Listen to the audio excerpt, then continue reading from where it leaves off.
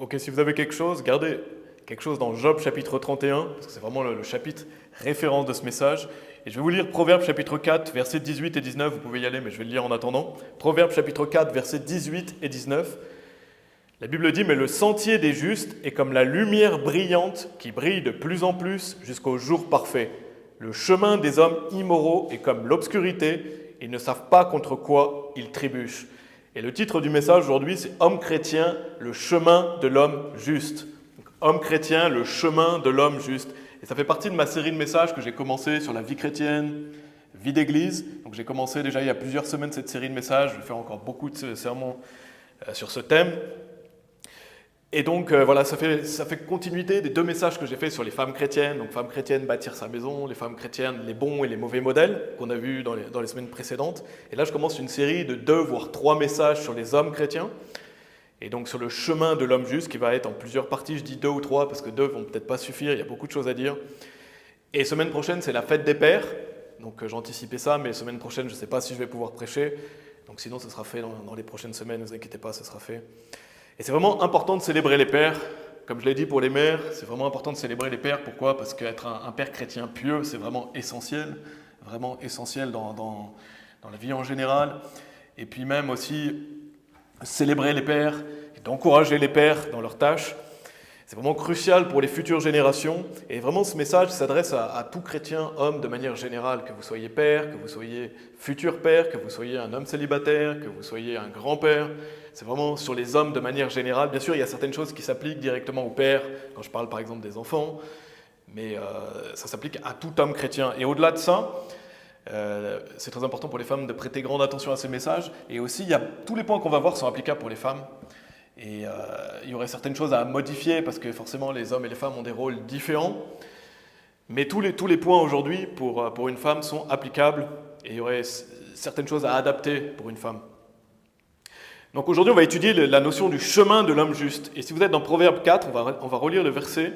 Il est dit au verset 18 « Mais le sentier des justes est comme la lumière brillante qui brille de plus en plus jusqu'au jour parfait. » Et donc, en tant qu'homme chrétien, on veut prendre ce sentier des justes. Amen. On veut prendre ce chemin de l'homme juste. Et c'est comme la lumière brillante qui brille de plus en plus jusqu'au jour parfait. Et vous pouvez aller dans Actes chapitre 2. Actes chapitre 2. Et je crois que ce jour parfait, quand il est dit cette lumière brillante qui brille de plus en plus jusqu'au jour parfait, ça parle du retour de Jésus-Christ, ça parle de l'enlèvement. Parce que le retour de Jésus-Christ est mentionné comme un jour. C'est mentionné comme un jour, c'est un jour spécifique quand Jésus-Christ va revenir. Je vais vous lire juste Tite chapitre 2, verset 13. En attendant, il est dit « Attendant cette espérance bénie et la glorieuse apparition du grand Dieu et de notre Sauveur Jésus-Christ. » Et ça, c'est notre espérance bénie. C'est le fait que Jésus-Christ va revenir un jour. C'est l'apparition du grand et notable jour du Seigneur. Avant que ce grand et notable jour du Seigneur vienne. Ça, c'est dans Actes chapitre 2, verset 20. On va le lire. Il est dit « Le soleil sera changé en obscurité et la lune en sang avant que ce grand et notable jour du Seigneur vienne. » Donc le retour de Jésus-Christ, qui est appelé aussi le jour du Seigneur, c'est un jour particulier. Et donc je pense que dans ce passage qu'on a lu dans Proverbes chapitre 4, verset 18, je crois que ça fait référence, ce jour parfait, c'est le retour du Christ. Parce que c'est un jour parfait, n'est-ce pas ? C'est un jour parfait pour nous, parce que notre corps charnel va être transformé en un corps spirituel pour ceux qui sont vivants, et pour ceux qui sont morts en Christ, ils vont être ressuscités dans un corps de gloire. C'est vraiment un jour parfait. Et ce serait long à développer, je ne vais pas développer cette notion du retour de Christ aujourd'hui, mais vraiment je crois que ce jour parfait, ça fait référence au retour du Seigneur Jésus, et donc il est dit, mais le sentier des justes est comme la lumière brillante qui brille de plus en plus jusqu'au jour parfait. Donc si vous marchez comme un juste, si vous marchez dans la justice, la lumière de Christ, elle va briller de plus en plus en vous. Vous allez être rempli de l'Esprit, vous allez marcher par l'Esprit, vous allez faire luire la lumière de Christ. Et donc on voit cette notion de la lumière qui brille de plus en plus. Donc si vous marchez sur le droit sentier, votre lumière va apparaître aux autres par vos bonnes œuvres, par le fait que vous êtes chrétien. Et votre sentier va glorifier Dieu. Et d'ailleurs c'est à ce moment-là, bien sûr, c'est à ce moment-là quand il y a le retour de Jésus-Christ, qu'on va avoir notre corps de gloire. Donc vous allez voir quoi ? La brillance de votre corps. La brillance de votre corps en fonction de vos œuvres. Dans 1 Corinthiens chapitre 15, on voit certains comme le soleil, d'autres comme la lune. Et donc votre corps spirituel va apparaître vraiment à ce moment-là. Et donc, si vous voulez briller plus, brillez déjà dans cette vie, comme la lumière justement qui brille de plus en plus jusqu'au jour parfait. Et donc ça veut dire quoi? Ça veut dire qu'on doit être de plus en plus comme Christ, de plus en plus un homme chrétien pieux, un homme chrétien saint, s'améliorer, se sanctifier. Amen. Vous pouvez aller dans Job chapitre 1. Alors pour les 2-3 messages sur les hommes chrétiens qu'on va faire, on va beaucoup étudier Job 31. Donc je vous ai demandé de garder quelque chose dedans, c'est vraiment notre chapitre référence. Et il y a beaucoup à dire, et vous pourriez vous dire, mais pourquoi Job 31? Pourquoi j'ai choisi Job 31? Parce que quand vous lisez le chapitre, Job il met vraiment en valeur qu'est-ce qu'il n'a pas fait, et il met en valeur qu'est-ce qu'il a fait. Donc Job se défend, il défend le chemin qu'il a pris, les choses qu'il a faites, il dit si j'ai, mais en disant ça, il montre qu'il ne l'a pas fait. Donc il montre de quoi Job s'est retiré du mal qu'il n'a pas commis, des péchés qu'il n'a pas fait, et il met en valeur ce qu'il a fait en même temps. Donc en fait, ce chapitre Job défend sa conduite passée devant les autres, il justifie sa conduite, il montre les péchés qu'il n'a pas commis, il met parfois en valeur ce qu'il a fait, et donc à travers ce chapitre, on voit vraiment à quoi ressemble le chemin de l'homme juste, à quoi ressemble le chemin d'un homme chrétien juste. Et donc voilà, on voit vraiment sa manière de marcher devant Dieu. Donc si vous êtes dans Job chapitre 1, on va lire le verset 8. Il est dit, « Et le Seigneur dit à Satan, « As-tu considéré mon serviteur Job, qui n'a pas d'égal sur la terre, un homme parfait et droit, qui craint Dieu et qui renonce au mal ?» Donc Job était l'homme le plus juste de son époque. Il n'y avait pas plus juste, plus droit, qui marchait parfaitement devant Dieu. Et ça ne veut pas dire qu'il était sans péché, bien sûr. Job avait des péchés, mais parfait, ça veut dire complet. C'était un homme mature, en qui on peut prendre modèle, en qui on peut prendre exemple. Et quel homme chrétien n'aimerait pas qu'on dise ça de lui au paradis? Que Dieu dise, as-tu considéré mon serviteur? Il est parfait, il est droit, il se retire du mal. Et c'est vraiment un grand honneur. Dieu rend honneur à l'attitude de Job et donc au chemin qu'il prend. Au chemin qu'il prend. Et c'est la même chose pour nous aujourd'hui, on doit marcher comme Job. Et on voit donc dans Job chapitre 31, on voit plusieurs choses, on va étudier plusieurs choses qui font de Job l'homme le plus juste de son époque et qui sont bien sûr applicables à notre époque. Il n'y a rien de nouveau sous le soleil et c'est vraiment des enseignements importants. Et je vous encourage à prendre des notes, messieurs, vraiment, je vous encourage à prendre des notes parce qu'on va voir 12 points en tout. Et c'est vraiment important de méditer sur ces choses, de voir dans quel domaine on doit s'améliorer et de prendre note sur le chemin de Job. Et selon moi, ce chapitre 31, c'est vraiment le chapitre de l'homme vertueux. Parce que vous avez, et c'est intéressant de noter que dans Proverbes, le chapitre 31, c'est la femme vertueuse. Et là, c'est Job, chapitre 31, c'est l'homme vertueux. Et c'est intéressant de voir que c'est chapitre 31, Job, Proverbes, ici vous avez l'homme vertueux. Et donc, pour finir d'introduire ce message, quand je dis l'homme le plus juste, je ne parle pas du fait d'aller au paradis ou en enfer, bien sûr. C'est important toujours de le noter, mais là, ça ne parle pas d'une justification devant Dieu pour l'éternité. Ça ne parle pas du fait qu'il va aller au paradis ou en enfer en fonction du chemin qu'il a pris, des œuvres qu'il a faites. Non, Job a été justifié comme tout le monde, en croyant, lui, il a fait appel au nom du Seigneur. Nous, on doit placer notre confiance en Jésus-Christ. La justification, elle n'est pas basée sur notre chemin, elle n'est pas basée sur notre vie. La justification par rapport au salut, on croit en Jésus-Christ, on est justifié. On est rendu juste. On est rendu parfait par le sang de Jésus-Christ, donc on est justifié pour toujours. Et pourquoi? Parce que la justice de Christ est imputée sur nous. Amen. Donc la justification devant Dieu en termes d'éternité, c'est uniquement basé sur est-ce qu'on a placé sa confiance ou non en Jésus-Christ. Et après avoir été sauvé, après que vous êtes sauvé, et ben à ce moment-là, vous commencez à marcher sur le chemin de l'homme juste. Donc ça, c'est la vie chrétienne. Donc le message aujourd'hui et les futurs messages que je vais faire, ça parle de la vie chrétienne. Ça ne parle pas du salut. On n'est pas justifié en gardant les points qu'on va voir aujourd'hui. On est justifié devant Dieu en croyant en Jésus-Christ. Même si vous ne prenez pas ce chemin qu'on va voir, vous irez au paradis. Parce que quand vous avez cru, vous êtes sûr d'aller au paradis. Mais Dieu veut que vous marchiez sur ce chemin, que vous soyez plus saints, plus pieux, plus vertueux dans notre vie chrétienne. Donc vraiment ce message parle de la vie chrétienne, pas du salut. Et donc j'ai appelé ce sermon le chemin de l'homme juste, mais ça aurait pu être appelé le chemin de l'homme parfait. Pourquoi? Parce que Job est parfait et droit. Et donc le chemin de l'homme parfait, ça veut dire le chemin du chrétien mature, de l'homme qui a de la maturité, qui est complet dans sa vie chrétienne, et donc d'un homme qui plaît à Dieu. Et donc on va voir cette recette, vous pouvez aller dans Job chapitre 1 de nouveau, je ne sais pas si vous y êtes encore, Job chapitre 1, mais on va voir la recette de l'homme parfait, la recette de l'homme juste. Et bien sûr, il y a beaucoup de choses à ajouter, je ne vais pas traiter tous les points dans ces 12 points, il y a beaucoup de choses à dire. On va vraiment étudier qu'est-ce qui est dit dans Job 31. Et vraiment, ces messages, j'espère que ça vous aidera à être comme une boussole dans votre vie chrétienne, une boussole de comment Dieu voit ce que c'est qu'un homme vertueux, qu'est-ce que c'est qu'un homme qui marche sur le chemin de la justice. Ça doit être une boussole pour nous, toujours en regardant au Seigneur Jésus-Christ. Et dans ce message, je ne vais pas développer, mais si vous êtes marié, si vous avez des enfants, on pourrait le fait d'ajouter par rapport au point que je vais faire, le fait d'aimer sa femme et d'aimer ses enfants. Et on le voit dans Job chapitre 1 au verset 5, que Job était un homme qui aimait ses enfants. Il est dit, Job chapitre 1 verset 5, « Et il arrivait que, lorsque les jours de festin étaient achevés, Job envoyait vers eux, donc en parlant de ses enfants, et les sanctifiait, et il se levait de bonne heure le matin et offrait des offrandes consumées selon le nombre de tous. Car Job disait, peut-être que mes fils ont péché et ont maudit Dieu dans leur cœur. Ainsi faisait Job continuellement. » Je ne sais pas s'il y a beaucoup d'hommes qui peuvent dire ça. On voit Job à quel point il aimait ses enfants, il se levait de bon matin, il allait sacrifier au cas où ils avaient péché. Il ne savait même pas s'ils avaient péché. Donc on voit que Job aimait profondément ses enfants. Donc c'est un bon modèle de père aussi. Je le mentionne maintenant parce que je ne vais pas développer ça dans ce message. Les 12 points qu'on va voir, c'est vraiment relié à l'homme chrétien, même s'il y a certaines applications pour les pères. Et donc on voit que Job est un homme pieux, et non, je ne vais pas parler non plus en détail du fait de lire la Bible, d'aller à l'église, de chanter des hymnes à Dieu, etc., qu'on pourrait rajouter à cette série de messages. Donc s'il vous plaît, messieurs, embarquez dans ce voyage, embarquez vraiment dans ce voyage, le sentier de l'homme juste. Amen.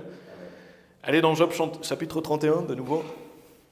Donc le sentier de l'homme juste, c'est ce qu'on va étudier ensemble. Donc Job chapitre 31, on va commencer à lire au verset 1. Il est dit, « J'avais fait une alliance avec mes yeux, pourquoi donc aurais-je pensé à une jeune fille ?» Et dans la Osterwald 1744, il est dit vierge. Donc je pense que ça fait référence à une jeune femme qui n'a pas connu d'homme. Une jeune femme qui n'a pas connu d'homme. Donc ici il est dit jeune fille, mais voilà, c'est jeune femme. Donc la première chose qui fait que Job est un homme juste, c'est qu'il n'est pas convoiteux. Ça veut dire qu'il garde ses yeux. Et ça c'est le premier point aujourd'hui, garder ses yeux. Le fait de garder ses yeux. Et on voit que Job, il a fait une alliance avec ses yeux. Donc il parle de quoi? Il parle du fait de ne pas convoiter une femme qui n'est pas la sienne. Donc il a fait une alliance avec ses yeux, où il sait qu'il ne va pas convoiter une autre femme. Il dit, j'ai fait une alliance avec mes yeux, pourquoi donc aurais-je pensé à une jeune fille? Et d'une manière plus large, il garde ses yeux de toute mauvaise chose. Il garde ses yeux de toute mauvaise chose, que ce soit l'argent, la convoitise de l'argent, la convoitise matérielle. Ici, on voit la convoitise d'une femme qui n'est pas la sienne. Et je vais parler de l'argent dans un prochain message, parce que ça fait partie des points qu'on va voir aujourd'hui. Mais ce premier point, vous pouvez aller dans Proverbes chapitre 4, c'est le fait de garder ses yeux.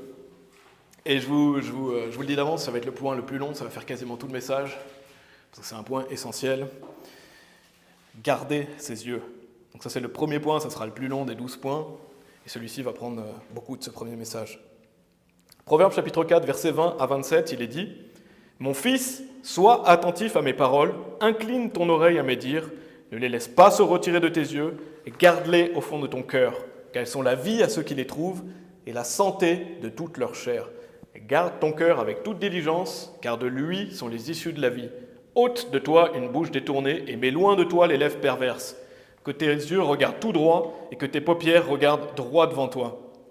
Examine le sentier de tes pieds, et que tous tes chemins soient établis. Ne tourne ni à main droite, ni à gauche, retire ton pied du mal. » Et dans ce passage, je ne sais pas si vous l'avez noté, mais il est mention de l'oreille et des yeux. Pourquoi? Parce que c'est les deux portes d'entrée les plus importantes de votre corps. Les oreilles, les yeux. Donc c'est deux fenêtres par lesquelles vont rentrer soit la lumière, soit l'obscurité, et qui vont faire que ça va aller dans votre cœur, ça va aller dans vos pensées, ça va aller dans votre esprit. Vraiment important, les oreilles et les yeux, ce que vous voyez, ce que vous entendez, c'est des portes pour votre corps. Et vraiment, c'est des fenêtres pour votre âme, votre cœur. Donc attention à ce que vous écoutez et attention à ce que vous regardez. On le voit ici, dans Proverbes chapitre 4, il est dit « Sois attentif à mes paroles, incline ton oreille à mes dires ». Donc ça parle de quoi? Ça parle d'écouter la parole de Dieu. Et il est dit « Ne les laisse pas se retirer de tes yeux ». Donc ça parle de quoi? Ça parle de regarder dans la Bible. Donc on voit les yeux, on écoute la parole de Dieu, on lit la Bible. Donc vraiment les yeux et les oreilles, retenez bien ça, c'est deux portes, deux fenêtres pour votre cœur. Et c'est vraiment deux excellents conseils, on voit déjà deux excellents conseils. Mettez les yeux dans la Bible, écoutez la parole de Dieu. Et donc il est dit, ne les laisse pas se retirer de tes yeux, garde-les au fond de ton cœur. Et autre chose importante à noter, c'est qu'on voit, ici il est dit, ne laisse pas se retirer de tes yeux, garde-les au fond de ton cœur. Pourquoi? Parce que les yeux c'est une porte pour votre cœur. C'est directement relié. Ce que vous allez regarder, ça va aller dans votre cœur, ça va aller dans vos pensées. Et donc les yeux sont une porte pour atteindre le cœur. Donc il est dit que tes yeux regardent tout droit et que tes paupières regardent droit devant toi. Et ça, c'est un de mes versets préférés. La Bible te dit, regarde droit devant toi, que tes yeux regardent tout droit. Et d'ailleurs, Proverbe chapitre 4, là, ce passage, c'est un de mes préférés, parce que Dieu nous montre clairement comment on doit faire. Le chemin de l'homme juste, c'est quelqu'un qui regarde droit devant lui. Il ne se laisse pas avoir par le mal qui est sur les côtés, il regarde tout droit. Il regarde tout droit, il regarde où il va, que tes paupières regardent droit devant toi. Et donc ça veut dire quoi? Ça veut dire avoir l'œil focalisé sur Christ. Amen. On a l'œil focalisé sur Jésus. On a l'œil focalisé sur les choses spirituelles. Donc ça, c'est quelqu'un qui est juste dans sa manière de regarder. Il est juste dans sa manière de regarder, il a l'œil au bon endroit. Avoir son œil focalisé sur Christ, et on va y revenir. Et c'est relié au chemin que vous prenez, parce que quand vous voyez ce passage, il est dit « Examine le sentier de tes pieds, et que tous tes chemins soient établis ». Donc quand tu regardes droit devant toi, tes yeux, tes oreilles, c'est relié au chemin que tu vas prendre. Où est-ce que tu regardes? Où est-ce que tu vas? Donc regardez au bon endroit, prenez le bon chemin, et c'est un chemin où Dieu va vous fortifier, vous établir. Vous pouvez aller dans 1 Pierre chapitre 5. 1 Pierre chapitre 5. Donc, le premier point qu'on fait, c'est vraiment le fait de garder ses yeux. Et vraiment, on voit que Job, il avait fait une alliance avec ses yeux. Il avait fait un contrat. Que tes yeux regardent tout droit et que tes paupières regardent droit devant toi. Donc 1 Pierre chapitre 5, versets 9 et 10. Parce que ce chemin qu'on prend, le chemin de l'homme juste, Dieu va nous fortifier sur ce chemin, il va nous établir. Il est dit, auquel vous devez résister ferme dans la foi, que ça parle de résister au diable, sachant que les mêmes afflictions sont accomplies dans vos frères qui sont dans le monde. Mais le Dieu de toute grâce, qui nous a appelés à sa gloire éternelle par Christ Jésus, après que vous aurez souffert quelque temps, donc la Bible montre que vous allez souffrir, il y a de la souffrance, vous rendra parfait, établi, fortifié, vous maintiendra. Donc sur ce chemin, vous aurez des épreuves. Vous aurez des épreuves, vous aurez des afflictions, vous aurez des persécutions, des difficultés. La Bible montre. Mais sachez que les mêmes afflictions sont accomplies dans vos frères. Donc sachez qu'il y en a qui ont parcouru la même chose que vous, et il y en a qui parcourent avec vous ce même chemin. Donc c'est le chemin de l'homme juste. C'est un chemin où vous aurez de l'affliction, vous aurez des persécutions, vous aurez des difficultés. Mais vous continuez à avancer droit devant vous en regardant à Christ. Et donc sachez que les mêmes afflictions, quand vous êtes un homme chrétien, d'autres ont parcouru le chemin, d'autres le font avec vous. Donc réalisez ça, réalisez ces choses-là. Il est dit, après que vous aurez souffert quelque temps, vous rendra parfait, établi, fortifié, vous maintiendra. Donc on voit que c'est Dieu qui vous établit, qui vous maintient. C'est lui qui vous aide à rester sur le chemin, qui vous fortifie sur le chemin. Et donc si vous prenez ce chemin de l'homme juste, si vous avez à cœur de marcher avec Dieu, Dieu il va vous aider à devenir plus parfait, c'est-à-dire plus complet. Il va vous purger, il va vous tailler, il va vous rendre meilleur sur ce chemin, mais il va vous garder en même temps, il va vous établir. Donc Dieu vous fortifie. Ne tourne ni à main droite ni à gauche, retire ton pied du mal, il était dit en Proverbe chapitre 4. Et sur chemin, vous allez avoir des adversaires, bien sûr. Vous savez, le premier qu'on voit ici, c'est le diable, auquel vous devez résister ferme dans la foi. Le diable, il ne veut pas que vous preniez le chemin. Le diable, il veut vous détourner du chemin.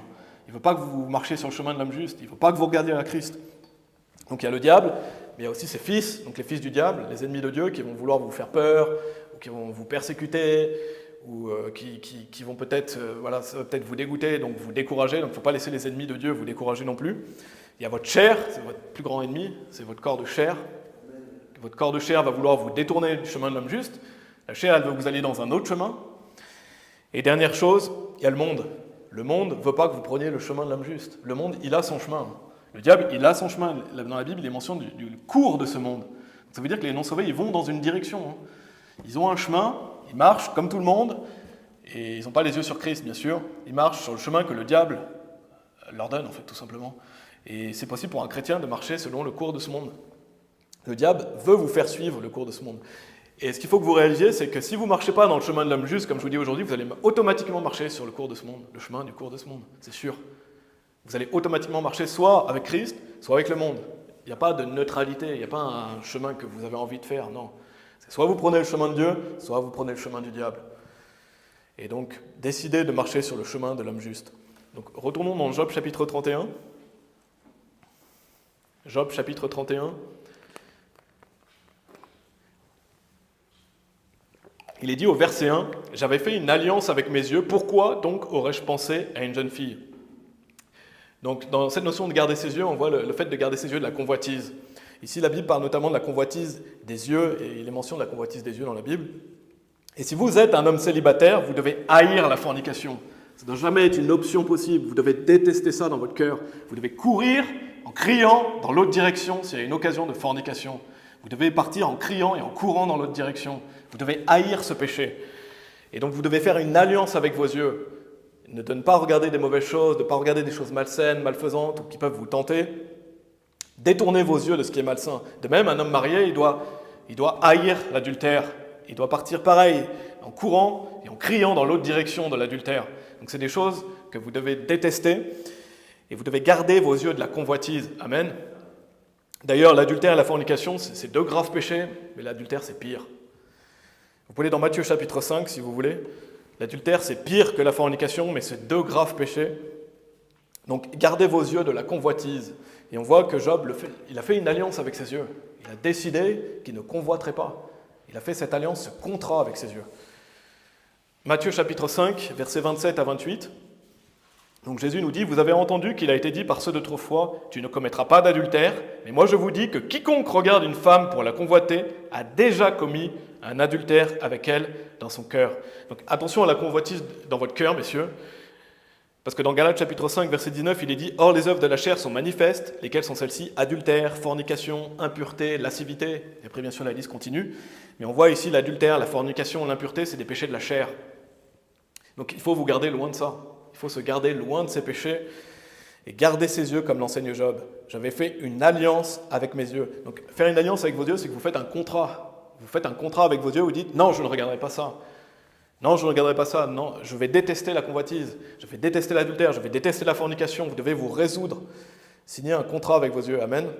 Et dites-vous, je ne regarderai plus ça. Je ne regarderai pas ces choses-là. C'est extrêmement important. Vous pouvez aller dans Psaume chapitre 101, si vous voulez bien. Psaume chapitre 101. Prenons des exemples. La pornographie. Aucun chrétien ne devrait regarder ce genre de choses dégoûtantes, que ce soit la pornographie, mais que ce soit les images malsaines de manière générale, toute image malfaisante, toute image de nudité. On doit garder nos yeux de ces choses. Et c'est vraiment malfaisant. Psaume 101, verset 3, il est dit « Je ne mettrai aucune chose immorale devant mes yeux, je haïs l'œuvre de ceux qui se détournent, elle ne se tachera pas à moi. » Donc là, on voit qu'il dit qu'il ne met aucune chose immorale devant ses yeux. Donc vous devez faire ce contrat avec vos yeux. Non, je ne mettrai pas ça devant mes yeux, je ne regarderai pas ces choses-là. Et donc ça veut dire quoi? Ça veut dire qu'il ne va pas regarder des images perverses, il ne va pas regarder des films pervers, des sites pervers. Il a fait une alliance avec ses yeux, il ne va pas mettre ces choses-là devant ses yeux. Et ça, c'est quelque chose que vous devez décider dans votre cœur. De même, vous ne devez pas regarder tout ce que promeut Hollywood, films, séries, etc., qui est rempli de perversion. Là, vous mettez des choses immorales devant vos yeux. Donc jetez vos télévisions et partez en courant dans l'autre direction et en criant de toute situation d'adultère, fornication et détestez ces péchés. Et bien sûr, on vit dans ce monde. La solution, ce n'est pas de vous isoler dans une cabane. Et Arthur en a parlé la semaine dernière, ça tombe bien. Mais la solution, ce n'est pas d'aller vous isoler dans une cabane et vous dire « Ah, au moins je verrai rien de mauvais, rien de malfaisant. » Non, on vit dans ce monde. La Bible nous dit qu'on vit dans ce monde. On n'est pas de ce monde, mais on vit dans ce monde. Et c'est pour ça qu'il faut faire une alliance avec vos yeux. Parce que vous êtes dans ce monde. Malheureusement, il y a des choses perverses, il y a des choses malfaisantes, il y a des choses malsaines. Il y a des mauvaises images, il y a des lieux malfaisants. Déjà, tenez-vous loin de tout lieu malfaisant. Et de toute mauvaise image. Mais malheureusement, dans ce monde, il y a cette perversion, cette immoralité. Par exemple, vous avez des images perverses, des affiches perverses dans la rue. Et donc, vous devez détourner vos yeux de ces choses. Si vous voyez une chose comme ça, détournez vos yeux. Regardez pas. Et faites justement une alliance avec vos yeux pour détourner vos yeux de toute chose malfaisante que vous voyez. Parce que malheureusement, vous allez voir des choses mauvaises, mais détournez vos yeux quand vous voyez ça. Amen. Regardez pas de nouveau quand vous voyez ce genre de choses. Et on va parler de la femme étrangère. Vous pouvez aller dans Proverbes chapitre 7. Proverbes chapitre 7. Donc là, premier point, gardez vos yeux purs, ne regardez pas aux mauvaises choses. Et on va aller dans Luc chapitre 11. On va vraiment accentuer cette notion du fait que les yeux, c'est une porte. C'est une porte qui détermine ce qu'il y a en vous. Et donc dans Proverbes chapitre 7, j'avais dit que j'allais en parler dans un prochain message. Je vais parler de la femme étrangère. Dans Proverbes chapitre 7, on va lire le passage des versets 6 à 27 pour bien situer le contexte et bien voir qu'est-ce que dit la Bible à ce sujet. Il est dit « Car depuis la fenêtre de ma maison, je regardais à travers ma croisée, et je contemplais parmi les simplets, je discernais parmi les jeunes gens un jeune homme dépourvu de compréhension, passant dans la rue près de son coin, et il prit le chemin de sa maison. » Et notez qu'il est dit simplet. On va y revenir, c'est un jeune homme simplé. Il dit « Au crépuscule, dans la soirée, dans la nuit noire et obscure, et voici une femme vint à sa rencontre avec les atours d'une prostituée et la ruse dans le cœur. Elle est bruyante et entêtée. Ses pieds ne demeurent pas dans sa maison. Maintenant est-elle dehors, maintenant dans les rues, et elle se tient en embuscade à chaque coin. Ainsi elle l'attrapa et l'embrassa, et d'un visage effronté lui dit « J'ai des offrandes de paix avec moi, aujourd'hui ai-je acquitté mes vœux. C'est pourquoi suis-je sorti pour te rencontrer diligemment pour chercher ton visage, et je t'ai trouvé. J'ai orné mon lit de couverture, faite de tapisseries, d'ouvrages taillés, de fin lin d'Égypte. J'ai parfumé mon lit de myrrhe, d'aloe et de cinnamome. Viens, prenons notre plein d'amour jusqu'au matin, consolons-nous dans la volupté, car le maître n'est pas à la maison. Il est parti pour un long voyage. Il a pris un sac d'argent avec lui et il reviendra à la maison au jour prévu. Par beaucoup de ses beaux discours, elle le fit céder, par la flatterie de ses lèvres, elle le contraignit. Il est allé après elle aussitôt comme un bœuf va à l'abattoir ou comme un insensé au châtiment des entraves, jusqu'à ce qu'une flèche transperce son foie, comme un oiseau se hâte vers le piège et ne sait pas qu'il y va de sa vie. Écoutez-moi donc maintenant, ô vous enfants, et soyez attentifs aux paroles de ma bouche. Ne laisse pas ton cœur s'incliner vers ses chemins, ne t'écarte pas dans ses sentiers, car elle a jeté à terre beaucoup de blessés. Oui, beaucoup d'hommes robustes ont été tués par elle. Sa maison est le chemin de l'enfer, descendant vers les chambres de la mort. Et ici, comme je l'ai dit, on ne va pas étudier tout le passage, mais comme vous avez fait souligner, ça parle d'un jeune homme simplé. Je ne sais pas si vous vous rappelez, j'ai fait un message sur le fait de ne pas être simplé. Un simplé, c'est quelqu'un qui croit à toute parole, qui se laisse facilement avoir. Et on voit que cet homme se laisse facilement avoir, séduire par cette femme. Et donc il va se laisser séduire par cette femme étrangère. Et pour rappel, une femme étrangère, c'est une femme qui n'est pas la vôtre. C'est une femme qui n'est pas votre femme. Et notez certaines caractéristiques de cette femme. Elle est bruyante, entêtée, elle a de la ruse, elle s'habille pour séduire, on voit ici. Elle est manipulatrice, flatteuse, et on voit qu'elle prépare littéralement un lieu avec des bonnes senteurs pour tromper. C'est une femme adultère, on voit, elle dit « car le maître n'est pas à la maison ». Et pour compléter donc le message que j'avais fait sur les bons et les mauvais modèles de femmes chrétiennes, cette femme, c'est l'inverse d'une femme vertueuse. Et justement, toute femme devrait prendre instruction et ne surtout pas reproduire les mêmes choses que cette femme étrangère. Ça, c'est une femme perverse, c'est pas une femme vertueuse. Et c'est une séductrice, elle n'hésite pas à séduire un homme étranger, elle flatte, elle cherche un homme à tromper, donc c'est vraiment l'inverse d'une femme vertueuse. Et il est dit au sujet de cette femme, une femme vint à sa rencontre avec les atours d'une prostituée. Et ça, c'est malfaisant. Si vous êtes une femme, vous ne devez pas vous habiller comme une prostituée. Et on voit qu'elle s'habille comme ça pour séduire, pour tromper. Et vraiment, une femme doit s'habiller de façon modeste, discrète, elle doit être chaste. Ça, c'est l'inverse d'une femme vertueuse. Si vous êtes une femme, ne prenez surtout pas exemple sur cette femme, ou prenez exemple dans le sens de ne surtout pas reproduire la même chose. C'est un mauvais modèle. Et ça complète le message que j'avais fait sur les mauvais modèles. Et j'avais parlé du maquillage aussi dans le message précédent, mais j'avais dit voilà, que la Bible ne condamne pas explicitement son utilisation. J'avais dit, voilà, attention à quelle intention vous mettez derrière, pourquoi vous le faites, parce qu'on voit qu'il y a des femmes qui ont une mauvaise intention, comme Jézabel, qui le fait pour tromper. Donc, attention à l'intention pour laquelle vous l'utilisez, et comment vous l'utilisez aussi, parce que vous devez l'utiliser de façon modeste, de façon pieuse et discrète. Amen. Et d'ailleurs, un conseil, jeune homme, si une femme est habillée comme ça et qu'elle vient vers vous, partez en courant. Partez en courant.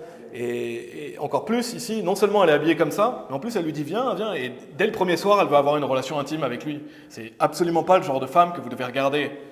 C'est vraiment le genre de femme devant lequel vous devez fuir.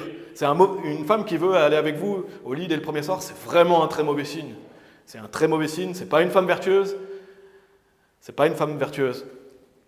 Parce qu'une femme vertueuse, elle se garde pure jusqu'au mariage. Une femme vertueuse, elle va se garder pure. Et l'attitude de cette femme est malfaisante, elle malsaine, c'est l'inverse de l'attitude d'une femme vertueuse, qui est modeste, discrète.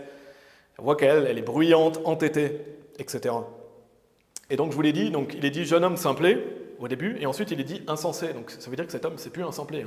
Au début, peut-être qu'il était un peu simplé, et après il est devenu un insensé. Pourquoi ? Parce qu'il s'est laissé séduire. Un simplé qui se laisse séduire par ce genre de femme, c'est plus un simplé, c'est un insensé. Donc attention, comme je l'avais dit, si vous êtes simplé, il y a deux voies. Vous devez prendre une de ces deux voies, la sagesse, enfin non, vous devez prendre la voie de la sagesse, mais si vous ne la prenez pas, vous allez devenir insensé. Et cet homme-là, qui était simplé, peut-être, je ne sais pas quel âge il avait, mais il est devenu insensé parce qu'il s'est laissé séduire par cette femme. Et en plus, ça se trouve, au début, il pensait peut-être commettre la fornication, simplement, mais au final, il va commettre l'adultère. Peut-être qu'il ne savait pas que cette femme était mariée, mais au final, il va commettre, encore pire que la fornication, il va commettre l'adultère. Et pire que ça, donc, il commet l'adultère avec cette femme. C'est pour ça, quelle est la solution? On le voit dans le passage. Quelle est la solution? Ne laisse pas ton cœur s'incliner vers ses chemins, ne t'égare pas dans ses sentiers. Donc reste sur le droit chemin. Ne t'incline pas sur le sentier de la femme étrangère.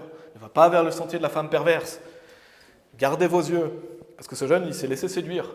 Il aurait dû partir en courant. Et il dit, ne t'égare pas dans ses sentiers. Et ça rejoint donc le but de ce message. Gardez le chemin de l'homme juste. N'allez pas sur ces chemins tortueux. Sur ces chemins malfaisants et malsains. Il est dit, car elle a jeté à terre beaucoup de blessés. Oui, beaucoup d'hommes robustes ont été tués par elle. Et on a un exemple dans la Bible de Samson qui était un homme robuste. Il s'est laissé tuer par la fornication. Sa maison est le chemin de l'enfer, descendant vers les chambres de la mort. Ça devrait vous faire fuir en courant quand vous lisez ça. Amen.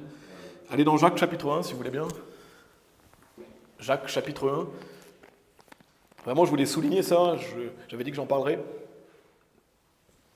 C'est un mauvais modèle pour les femmes. Et si vous êtes un jeune homme, tout homme de manière générale, vous devez partir en courant devant ce genre de situation. Et ce n'est pas le genre de femme qu'il vous faut si vous êtes un jeune homme célibataire. Prenez justement instruction dans la Bible vous met en garde. Et merci Seigneur qu'on ait des passages comme ça, merci Seigneur qu'on ait des proverbes de sagesse pour nous mettre en garde.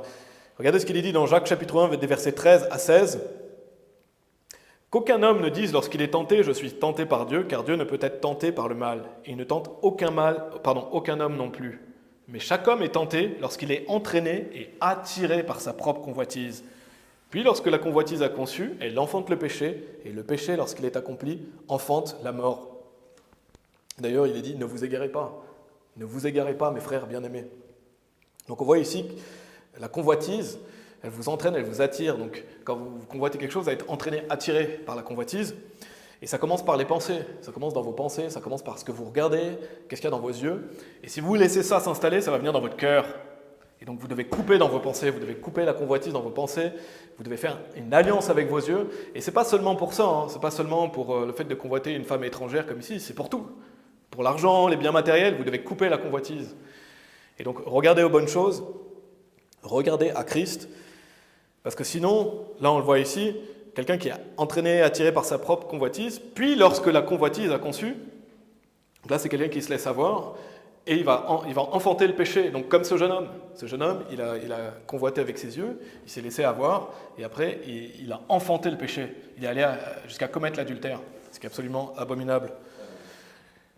Et il est dit, lorsqu'il est accompli, enfante la mort. Donc stopper la convoitise de l'argent, convoitise matérielle, convoitise d'une femme étrangère pour un homme, et d'un homme étranger pour une femme aussi. Toute forme de convoitise, faites une alliance avec vos yeux. Amen. Et ne laissez pas la convoitise entrer dans votre cœur. On va aller dans Luc chapitre 11. Luc chapitre 11. Là, on va voir justement cette notion, comme j'ai dit, du fait que les yeux, et l'œil même, est une porte, une fenêtre. C'est dans Luc chapitre 11, des versets 33 à 36. Alors, je vous ai dit, ne vous inquiétez pas, ce premier point, c'est le plus long. Il n'y aura pas 12 points aujourd'hui, mais c'est vraiment primordial et le passage nous montre. Vous allez voir dans Luc chapitre 11 à quel point c'est important de garder ses yeux. Et s'il faut faire 3 messages, j'en ferai 3. Luc chapitre 11, versets 33 à 36. Il est dit « Aucun homme, lorsqu'il a allumé une bougie, donc c'est Jésus-Christ qui nous parle, ne la met dans un lieu secret, ni sous un boisseau, mais sur un chandelier, afin que ceux qui entrent puissent voir la lumière. La lumière du corps est l'œil. Par conséquent, lorsque ton œil est net, ton corps tout entier aussi est plein de lumière. Mais lorsque ton œil est mauvais, ton corps aussi est plein d'obscurité. Prends donc garde que la lumière qui est en toi ne soit pas obscurité. Si donc ton corps entier est plein de lumière, n'ayant aucune partie obscure, le tout sera plein de lumière, comme lorsque l'éclat brillant d'une bougie te donne sa lumière. » Et vraiment, dans ce magnifique passage, Jésus, nous donne un enseignement essentiel. Et notamment, parfois, si vous vous demandez pourquoi certains chrétiens arrêtent de servir Dieu. Si vous voyez, par exemple, vous avez un frère zélé, vous voyez, qui fait de l'évangélisation, il est zélé, il lit la Bible, et il arrête d'évangéliser, il arrête d'aller à l'église. Si vous vous demandez pourquoi, on va justement voir pourquoi. Et si vous voyez aussi des gens, par contre, qui, eux, continuent, ils ont de la constance, ils continuent de servir Dieu, vous allez voir aussi pourquoi. Ce passage donne vraiment une bonne réponse à ça. Pourquoi il y a des gens qui arrêtent, pourquoi il y a des gens qui continuent. Vous allez voir à travers ce passage. Et la lumière dont il est question ici, ça parle du Seigneur Jésus-Christ. Jésus-Christ est la lumière du monde, il est la lumière. Il est dit la lumière du corps et l'œil. Et notez que c'est dit l'œil, il n'est pas dit les yeux, c'est l'œil au singulier. Pourquoi ? Parce que c'est votre œil qui doit être focalisé sur Christ. Vous devez laisser votre œil focalisé sur Jésus-Christ. Et il est dit, la lumière du corps est l'œil.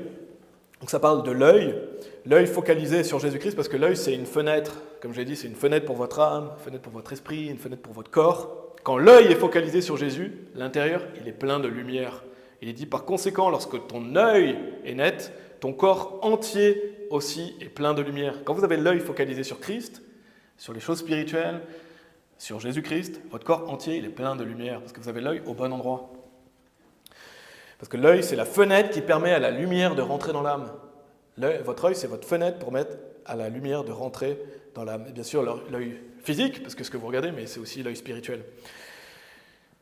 Et à l'opposé, mais lorsque ton œil est mauvais, ton corps aussi est plein d'obscurité. Donc lorsque ton œil est focalisé sur le monde, lorsque ton œil est focalisé sur des choses perverses, malsaines, malfaisantes, ton corps il est plein d'obscurité parce que tu laisses rentrer l'obscurité en toi. Tu laisses rentrer ce qui est malfaisant, tu laisses rentrer ce qui est malsain. Donc attention à ce que vous laissez entrer dans votre corps, dans vos pensées, dans votre âme. Là, Jésus-Christ nous montre l'importance d'avoir l'œil focalisé sur lui, bien sûr spirituellement, mais aussi physiquement. Qu'est-ce que vous regardez? Qu'est-ce que vous faites? Et c'est pour ça qu'il y en a qui continuent à servir Dieu. Pourquoi? Parce qu'ils ont l'œil focalisé sur Jésus. Donc ils sont pleins de lumière. Ils continuent malgré les épreuves, comme on a vu, il y en aura, ils continuent à regarder Christ. Pourquoi il y en a qui arrêtent? Parce que leur œil il est plus focalisé sur Jésus. Il est focalisé sur le monde, sur la convoitise, sur peut-être des choses malfaisantes, malsaines, qui fait que leur intérieur est plein d'obscurité. Et après ils se demandent pourquoi je n'ai plus de zèle, pourquoi je ne sers pas Dieu? Parce que tu ne regardes pas les bonnes choses. Tu ne regardes pas les bonnes choses. Si tu n'as pas l'œil focalisé sur Christ, tu vas arrêter de servir Dieu. Et Jésus-Christ nous donne justement un enseignement essentiel. Gardez votre œil focalisé sur lui. Comme ça, votre corps sera plein de lumière. Au contraire, lorsque ton œil est mauvais, ton corps aussi est plein d'obscurité. Quand tu as l'œil au mauvais endroit, tu laisses rentrer l'obscurité en toi. Regardez Matthieu chapitre 6, si vous voulez bien aussi. On a un passage qui parle de ça. Parce que quelqu'un qui a l'œil mauvais, il se détourne du chemin. Il ne va pas rester sur le chemin de l'homme juste. La clé du chemin de l'homme juste, c'est qu'au bout, vous regardez à Jésus, en fait. Vous avez l'œil focalisé sur lui. Il y a un autre passage qui en parle, Matthieu chapitre 6, versets 21 à 23. Il est dit, car là où est votre trésor, là aussi sera votre cœur. Déjà, c'est intéressant de noter que votre cœur, il suit votre trésor, en fait. Là où vous mettez votre trésor, votre cœur, il va suivre. Donc si vous mettez votre trésor au ciel, votre cœur, il va suivre pour les choses spirituelles, pour les choses qui ont la valeur éternelle. Si vous mettez votre trésor dans le monde, dans l'accumulation des richesses, dans les choses mondaines, votre cœur, il va suivre aussi. Et donc c'est pour ça que vous devez mettre votre trésor au ciel. Et votre cœur va suivre là où est votre trésor, là aussi sera votre cœur. Donc on voit l'importance de d'où est-ce qu'on regarde, où est-ce qu'on met son trésor, votre cœur va suivre. Il est dit, la lumière du corps est l'œil. Si donc ton œil est net, ton corps tout entier sera plein de lumière. Mais si ton œil est mauvais, ton corps tout entier sera plein d'obscurité. Si donc la lumière qui est en toi est obscurité, combien grande est cette obscurité? Et d'ailleurs, Jésus nous dit de nous faire des trésors au ciel. Quand il nous dit de faire des trésors au ciel, c'est parce que si vous avez votre trésor au ciel, votre cœur il va suivre. Et vous allez regarder aux choses spirituelles, n'est-ce pas? Alors que si vous avez votre œil focalisé sur le monde, votre trésor va être dans ce monde. Et donc tout ce que vous faites, c'est du bois, du foin, du chaume, etc. Donc si votre œil singulier est focalisé sur les choses spirituelles, votre cœur va l'être aussi. Et on voit, il est dit, donc si donc la lumière qui est en toi est obscurité, combien grande est cette obscurité? Et on a vu dans Luc chapitre 11, prends donc garde que la lumière qui est en toi ne soit pas obscurité. Et c'est intéressant, je ne sais pas si vous avez une idée là-dessus, mais comment la lumière peut être de l'obscurité? Comment la lumière qui est en nous, il y a des gens qui pourraient ne pas comprendre pourquoi la lumière qui est en moi, elle est obscurité. Et je pense que ça fait référence à la lumière du diable. Vous pouvez aller dans 2 Corinthiens chapitre 11. Comment la lumière qui est en toi peut être obscurité? Parce que c'est ce que Jésus-Christ dit. Il dit, prends donc garde que la lumière qui est en toi ne soit pas obscurité. Et comment c'est possible? Parce que le diable a sa lumière aussi. Le diable vous propose sa lumière à lui. Le diable, il fait que copier Dieu. Il fait tout le temps copier Dieu. Donc il veut copier la lumière de Jésus-Christ par sa fausse lumière. Regardez dans 2 Corinthiens chapitre 11, versets 13 et 14. Il est dit, car de tels hommes sont de faux prophètes, des ouvriers trompeurs se transformant en apôtres de Christ. Et ne vous émerveillez pas, car Satan lui-même est transformé en un ange de lumière.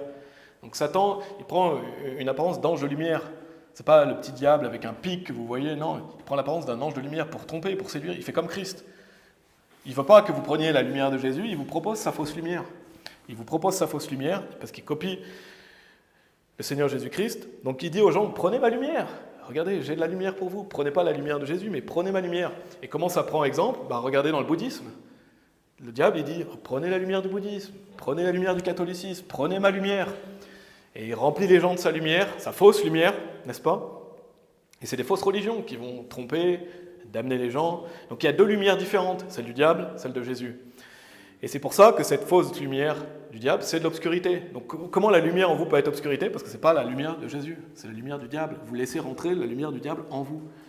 Et c'est ce que beaucoup de non-sauvés font. Ils sont dans des fausses religions, ils laissent rentrer une fausse lumière, ils se disent « Ah, je suis plein de lumière », mais en fait non, ils sont pleins d'obscurité.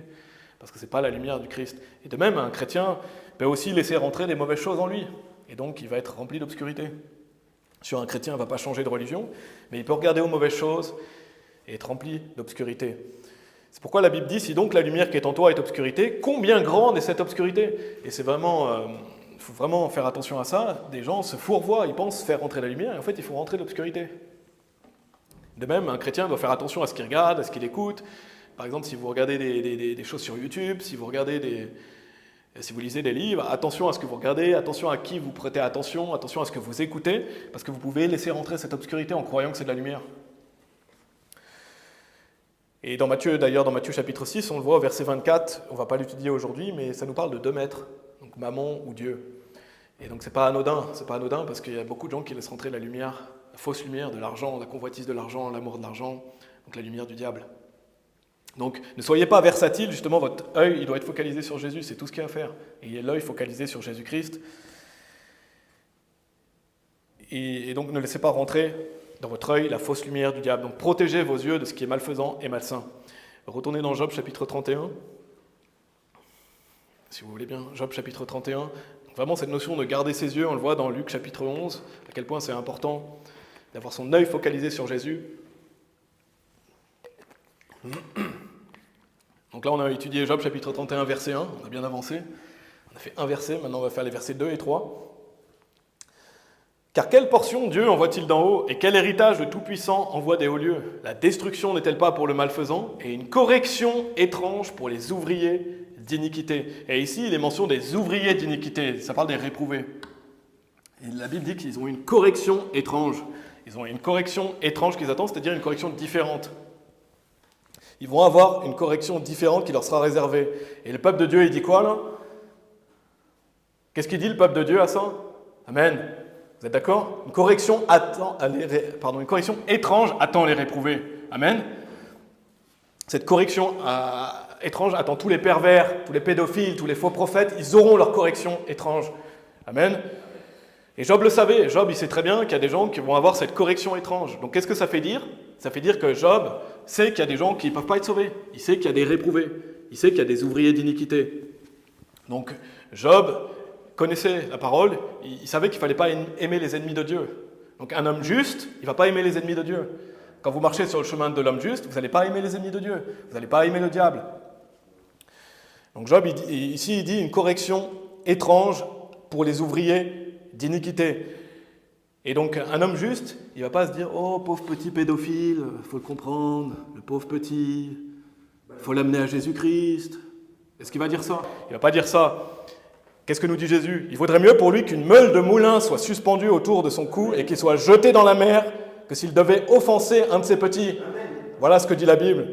Donc si vous êtes un pédophile, mettez-vous une meule de moulin et jetez-vous dans la mer. Voilà ce que dit la Bible. Ça, c'est le vrai Dieu de la Bible. Amen. On ne va pas dire « Oh, pauvre petit pédophile, il est comme il est. » Non. Et il ne viendra pas à Christ. Il est réprouvé. Donc perdez pas votre temps avec ces gens-là. Et il vaudrait mieux pour ces prédateurs, pour ces horribles pervers, de mettre une meule de moulin à leur cou et de sauter dans la mer. C'est des pervers, hommes aux intelligences corrompues, ils vont avoir ce qu'ils méritent, une correction étrange. Ils vont avoir un enfer plus chaud. Amen. Donc Job, réalisez ça. Job, il a réalisé. Donc messieurs qui êtes pères, protégez vos enfants. Il y a des pervers, protégez vos enfants. C'est le rôle du père de protéger ses enfants. Et bien sûr, la mère aussi doit protéger ses enfants. Mais soyez prudents. Enseignez à vos enfants d'être prudents. Et bien sûr, il ne faut pas tomber dans la paranoïa, dans le sens où on voit tout le monde mauvais, mais soyez prudents. Donc soyez prudents, enseignez vos enfants qu'il y a des gens mauvais qui existent. Job savait qu'il y avait une correction étrange qui attendait les ouvriers d'iniquité. Donc soyons avisés, protecteurs, et vraiment c'est votre rôle, parents, de mettre une limite à vos enfants, de savoir dire non. Amen. Donc on va retourner dans Job chapitre 31. Job chapitre 31. Donc une correction étrange pour les ouvriers d'iniquité. Et Jésus-Christ nous le dit. Mets une meule de moulin à ton cou, saute dans la mer, si tu veux offenser un de ses plus petits. Et ça, c'est le Dieu de la Bible. Job chapitre 31, versets 4 à 6, il est dit « Ne voit-il pas mes chemins et ne compte-t-il pas tous mes pas? Si j'ai marché dans le mensonge et si mon pied s'est hâté pour tromper, qu'on me pèse dans des balances justes, afin que Dieu puisse connaître mon intégrité. » Et on va enfin passer au deuxième point. Un homme qui marche sur le chemin de l'homme juste, il garde son intégrité. On voit que Job, il était intègre. Un homme juste garde son intégrité. Donc qu'est-ce que Job nous dit? Il montre qu'il n'a pas marché dans le mensonge, il n'a pas marché dans la fausseté. C'était un homme intègre et droit. Donc il sait que Dieu voit ses chemins, il sait que Dieu compte ses pas, parce que vous ne pouvez pas vous cacher de Dieu, vous ne pouvez pas vous dire « je vais faire ça en secret, je vais quand même faire un peu des choses malsaines ici, je vais tromper à cet endroit-là, je vais dire quelques petits mensonges. » Non, vous ne pouvez pas vous cacher de Dieu. Job nous le dit, ne voit-il pas mes chemins et ne compte-t-il pas tous mes pas? Tous vos pas sont comptés. Donc Dieu voit tout ce que vous faites. Donc un homme pieux, un homme juste, il garde son intégrité. Donc messieurs, on doit être connus pour notre intégrité en tant que chrétiens. Vous devez être reconnus parce que vous êtes quelqu'un d'intègre. Les chrétiens doivent être un peuple intègre. Jour après jour, mois après mois, année après année, on demeure intègre. C'est le fait de marcher dans la justice. On avait vu l'homme prudent, regarde où il va dans un autre message. Je vais vous donner, vous pouvez aller dans Job chapitre 27. Job chapitre 27. Mais sur CNRTL, j'ai noté la définition de intègre. Il est dit qui est incorruptible, qui est d'une probité sans faille, qui pratique la justice de manière rigoureuse. Donc, quelqu'un qui est intègre, c'est quelqu'un qui ne va pas se laisser corrompre par l'argent, par les présents, par les faveurs. Il ne va pas dire des mensonges, il ne va pas flatter et tromper. Il va demeurer intègre, il ne va pas se laisser séduire par l'argent. Il est incorruptible, d'une probité sans faille, et il pratique la justice de manière rigoureuse. Donc ça veut dire qu'il prend le chemin du juste pour quelque chose de très sérieux, il est très rigoureux dans sa pratique, il est discipliné. Et non seulement ça, mais c'est aussi un homme qui travaille même quand on ne le regarde pas. C'est un homme qui travaille dur, pas seulement quand, on va y venir après, pas seulement quand le responsable regarde, pas seulement quand les collègues regardent, pas seulement quand il a envie, mais il est toujours intègre dans tout ce qu'il fait. Au travail, séculier, dans la famille, jour après jour, il demeure intègre. En fait, c'est quelqu'un sur qui on peut compter. Si vous êtes dans Job chapitre 27, on va lire les versets 4 et 5. Il est dit « Mes lèvres ne diront pas de malfaisance, et ma langue ne proférera pas la fausseté. À Dieu ne plaise que je vous justifie jusqu'à ce que je meure, je ne me dépouillerai pas de mon intégrité. » Donc on voit Job, il est tranchant, il ne dit pas « peut-être, je ne sais pas », non, il dit « jusqu'à ce que je meure, je ne vais pas me dépouiller de mon intégrité. » Ça, un homme qui marche sur le chemin de la justice, il doit se dire ça, il doit se dire jusqu'à ce que je meure, je demeurerai intègre, je serai toujours intègre. Et on voit, en plus, c'est relié au fait que ses lèvres ne vont pas dire de la malfaisance et que sa langue ne va pas proférer la fausseté. Donc justement, si vous êtes intègre, vous n'allez pas dire de choses malfaisantes, vous n'allez pas proférer la fausseté. Donc, vous pouvez aller dans Proverbes chapitre 20. Si vous n'avez pas le temps d'y aller, c'est pas grave, je vais le lire. Non, allez dans Colossiens chapitre 3, pardon. Colossiens chapitre 3, Proverbes chapitre 20, je vais juste vous le lire. Au verset 6, il est dit « Le juste marche dans son intégrité, ses enfants sont bénis après lui. » Donc l'homme juste, il marche dans l'intégrité, il demeure intègre, il marche dans la justice, et ses enfants sont bénis après lui. Et ce n'est pas anodin si Dieu nous parle de celui qui marche dans l'intégrité et qui parle des enfants dans le même verset. Pourquoi? Parce que déjà, si vous êtes quelqu'un d'intègre, si vous êtes un homme pieux, intègre, vous marchez dans la justice, vos enfants ils sont bénis parce qu'ils vont récolter les bénéfices de ce que vous faites. Votre famille est bénie si vous marchez avec Dieu, donc vos enfants sont bénis après vous. Pourquoi? Parce que vous gardez les commandements de Dieu. Donc un enfant qui naît dans une famille chrétienne, qui garde les commandements de Dieu, qui marche avec Dieu, il est béni. Parce qu'il va récolter les bénéfices du fait que les parents sont bénis par Dieu, que le foyer est béni. Mais non seulement ça, mais je crois aussi que ça parle du fait que vos enfants, ils vous regardent. Vos enfants, ils regardent tout ce que vous faites. Donc il faut enseigner ses enfants, mais il faut aussi montrer le modèle. Il faut montrer le modèle. Et si vous êtes un homme chrétien, que vous dites chrétien, qui va à l'église, qui dit vivre la vie chrétienne, et qu'à la maison vous faites tout l'opposé, vos enfants vont vous dire c'est un hypocrite, c'est un menteur. À l'opposé, un homme chrétien qui prend les choses spirituelles au sérieux, son enfant, voilà, il dit à son enfant des choses, mais il fait la même chose, il prend ces choses-là au sérieux, bah son enfant il est béni parce que son enfant il va reproduire le même schéma. Donc son enfant est béni parce qu'il va reproduire l'intégrité de son père. Et donc ses enfants sont bénis après lui, parce qu'il a reproduit le même schéma. Donc ça apprend quoi? Ça apprend au père d'être droit, intègre. Vous devez garder votre intégrité et vos enfants vont être bénis après vous, parce que vos enfants prennent modèle sur vous. Ils vont reproduire le même schéma. Et vos enfants apprennent beaucoup de ce que vous faites. Donc c'est pour ça aussi que les enfants sont bénis après lui, parce que si le juste marche dans son intégrité, l'enfant il va faire la même chose. Il va suivre l'exemple de son père. Donc montrons l'exemple à nos enfants, messieurs, et si vous n'avez pas d'enfants, montrez l'exemple aux autres, aux frères, au monde, que vous êtes différents. Soyez justement des personnes qui montrent l'exemple, des modèles. Quand vous êtes intègre, les gens vont le voir. Donc pour finir ce point, Colossiens chapitre 3, versets 22 et 23, le fait de garder son intégrité. Colossiens chapitre 3, versets 22 et 23, il est dit « Serviteurs, obéissez en toutes choses à vos maîtres selon la chair, pas seulement quand on a l'œil sur vous, comme voulant plaire aux hommes, mais d'un cœur entier, craignant Dieu. Et quoi que vous fassiez, faites-le de bon cœur, comme pour le Seigneur, et non pour les hommes. » Dans le travail, messieurs, n'obéissons pas seulement à notre responsable quand il est là.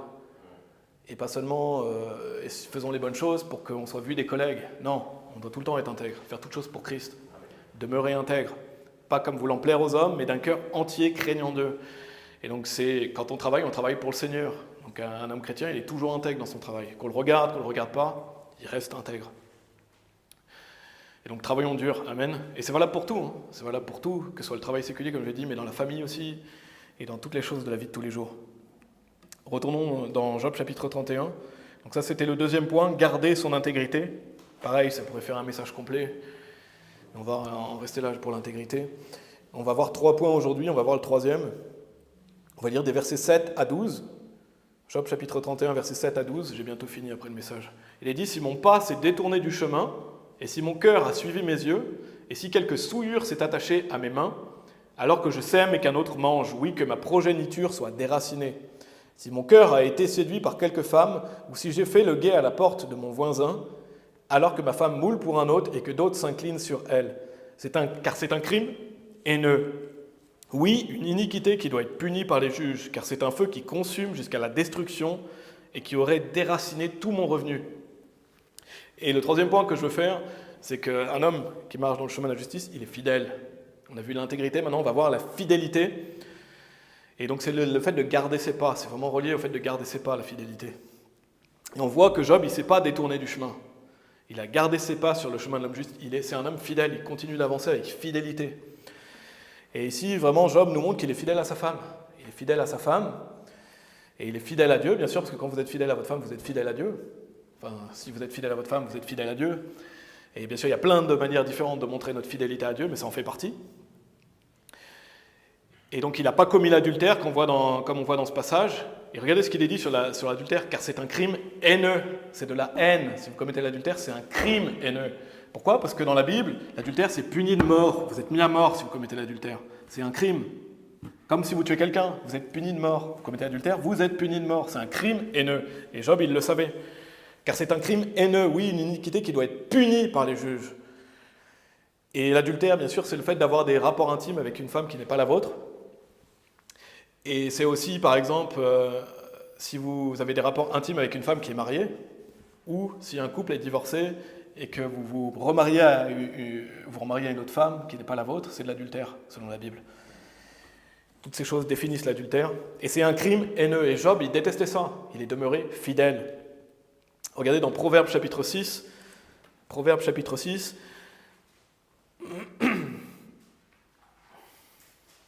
C'est un crime haineux. Proverbes chapitre 6, verset 32. Mais quiconque commet un adultère avec une femme manque de compréhension. Celui qui le fait détruit sa propre âme. Et je pourrais aller dans plein de passages comme ça qui montrent à quel point vous vous détruisez, à quel point c'est malfaisant, à quel point c'est malsain, à quel point c'est haineux. Comment un homme peut dire qu'il aime sa femme s'il la trompe? C'est absolument répugnant. Et moi, je préférerais mourir que ma femme commette l'adultère. Et je préfère même moi mourir que commettre l'adultère. C'est un crime haineux. C'est absolument répugnant. Imaginez-vous, si vous êtes un mari, votre femme avec un autre homme. C'est répugnant. Si vous êtes un homme et que vous avez ces pensées-là, repentez-vous tout de suite. Arrêtez d'entretenir ces pensées malfaisantes. C'est répugnant. Plutôt mourir que de commettre un crime haineux comme ça. Vous détruisez la vie de quelqu'un. Et toutes les personnes qui ont fait ça devraient être mises à mort. Amen. Et Job, il a été fidèle. On voit qu'il est fidèle à sa femme. Mais Job aussi, il est fidèle à son prochain. On le lit au début du verset 18, si vous êtes toujours dans Job 31. Et on va développer ça dans le 4e point une prochaine fois. Mais au début du verset 18, dans Job chapitre 31, il est dit « Car depuis ma jeunesse ». Et après, il parle du fait qu'il a pris soin des orphelins. Et donc ça veut dire que depuis sa jeunesse, Job est fidèle dans ces choses. Le fait d'aimer son prochain. Et c'est le 4e point qu'on verra une prochaine fois. Parce qu'un homme juste, il aime son prochain. Et Job, il aimait les orphelins, il aimait les gens, il s'occupait des gens depuis sa jeunesse. Donc c'est un homme fidèle. Un homme qui a fait ça avec fidélité. Donc il avait de la constance. Et on a lu Proverbe chapitre 20, verset 7, mais je vais vous lire le verset 6. Proverbe chapitre 20, verset 6, il est dit « La plupart des hommes proclament chacun sa propre bonté, mais un homme fidèle, qui peut le trouver ?» Et donc, soyons honnêtes, il y a un manque d'hommes fidèles. Il y a un manque d'hommes fidèles et d'hommes qui ont cette valeur essentielle de la fidélité. Déjà dans le travail, il y a peu d'hommes qui sont fidèles dans le travail. Dans le couple, malheureusement aussi, des hommes qui sont infidèles. Mais aussi d'hommes fidèles à Dieu, d'hommes fidèles aussi qui gardent leur parole. Et on a un problème, la plupart des hommes proclament chacun sa propre bonté, mais un homme fidèle, qui peut le trouver? Et justement, faites cette différence, soyez fidèles, comme Job, qui était fidèle. On doit être connu comme un peuple fidèle en tant que chrétien. Et il y a beaucoup d'hommes qui vont proclamer leur propre bonté. Je ne sais pas si vous connaissez des hommes comme ça, mais on rencontre plein de fois des hommes qui proclament leur propre bonté. Ah, regarde comme je suis fort, regarde comme je suis bon, regarde comme je sais bien faire ces choses-là. Ils proclament leur propre bonté. Il y en a qui se vantent, qui sont orgueilleux, mais est-ce qu'ils sont vraiment fidèles? Malheureusement, pas souvent. Donc il y en a beaucoup qui se vantent, qui se mettent en valeur, ils proclament leur propre bonté. Mais un homme fidèle, qui peut le trouver? Un homme fidèle, qui peut le trouver? Donc soyons un peuple fidèle. La plupart, malheureusement, ne sont pas fidèles. Et il y a des gens qui vont proclamer leur propre bonté, mais en fait, ils ne sont pas fidèles. Donc soyons reconnus comme un peuple fidèle. Allez dans Matthieu chapitre 25, c'est de la dernière écriture où on va. Matthieu chapitre 25. Un homme qui marche sur le chemin de la justice marche dans la fidélité. Fidélité envers sa femme, s'il est marié, envers ses enfants, s'il a des enfants, envers son travail, envers Dieu. Bien sûr, la chose la plus importante, c'est envers Dieu. Mais si vous êtes fidèle envers Dieu, vous serez fidèle envers toute chose. Matthieu chapitre 25, verset 23, Jésus nous dit, son Seigneur lui dit, « Tu as bien fait, bon et fidèle serviteur. Tu as été fidèle sur peu de choses. Je t'établirai dirigeant sur beaucoup de choses. Entre dans la joie de ton Seigneur. » Et qui ne veut pas entendre ça de Jésus-Christ? Est-ce que vous n'avez pas envie d'entendre Jésus-Christ vous dire, « Bon et fidèle serviteur, entre dans la joie de ton Seigneur. » Quel homme n'a pas envie d'entendre ça? On a envie d'entendre ces choses-là. Qu'est-ce qui est mis en valeur pour ça? Bon et fidèle serviteur. Donc je pense que la fidélité est importante, non? Parce que qu'est-ce que dit Christ? Il dit bon et fidèle serviteur. Donc la fidélité, c'est absolument essentiel pour un chrétien. Et si vous voulez être établi sur beaucoup de choses, c'est vraiment bien. Vous voulez être établi sur beaucoup de choses, vous voulez régner avec Christ, ok, mais soyez un bon et fidèle serviteur. Et soyez fidèle dans les petites choses. Parce que si vous n'êtes pas fidèle dans les petites choses, comment vous pouvez être fidèle dans les grandes? Donc soyez fidèle dans toutes les petites choses de la vie. Et on voit que si vous êtes fidèle dans les petites choses, je t'établirai dirigeant sur beaucoup de choses. Donc c'est pas forcément, les gens regardent des fois ce que regardent à l'œil, mais Christ il voit les choses différentes. Soyez fidèle déjà dans ce que vous avez. Si vous en voulez plus, soyez fidèle dans ce que vous avez, peut-être Dieu vous donnera plus. Et si vous voulez régner avec Christ, soyez fidèle dans les petites choses et il vous établira dans de grandes. Et c'est vraiment bien. Imaginez-vous Christ qui vous dit « Entre dans la joie de ton Seigneur ». Et donc soyez fidèles, soyons fidèles. Donc on va en rester là. Je vous ai dit, il y avait 12 points, on en a vu 3 aujourd'hui. Donc on a vu 3 attributs qui font qu'un homme marche sur le chemin de la justice. 3 choses que vraiment je vous invite à méditer, à noter et à retenir. Qui qu'on soit, quel que soit l'âge, on doit toujours marcher justement sur ce chemin de la justice jusqu'au jour parfait. Et on a vu 3 points aujourd'hui, le fait de garder ses yeux. On a vu le fait de garder son intégrité et le fait d'être fidèle. C'est aussi le fait de garder ses pas, de demeurer, d'être constant. Et donc on continuera les prochains points dans un prochain message. On va prier. Merci Père, merci infiniment pour ta parole qui nous donne une boussole, une direction. Seigneur, merci vraiment pour ce chapitre de Job, chapitre 31, où on voit Job qui défend sa conduite passée, qui défend qu'est-ce qu'il a fait. Et vraiment, c'est un magnifique modèle pour nous hommes que Job, qui en plus a traversé des choses que probablement nous ne traverserons pas. Mais il est demeuré intègre, fidèle, il a gardé ses yeux, et je te prie de nous faire devenir de meilleurs chrétiens, de meilleurs hommes chrétiens, un peuple parfait, c'est-à-dire complet, des chrétiens matures, qui voulons avancer sur ce chemin. Voilà, je te prie, Père, et puis on voit que Job aussi, clairement, qui se retirait du mal, parce que pour demeurer sur le chemin, il faut se retirer du mal. Je te prie de bénir tous les hommes qui écoutent ce message, je te prie de bénir tous les hommes qui ont à cœur de marcher sur ce chemin, de nous aider à demeurer fermes, à être intègres, fidèles. Et je te prie de nous envoyer aussi d'autres hommes qui voudront marcher sur ce chemin, Seigneur. Que nous puissions être nombreux à montrer un bon exemple et que nous puissions montrer l'exemple aussi aux futures générations. Au nom de ton Fils Jésus-Christ. Amen.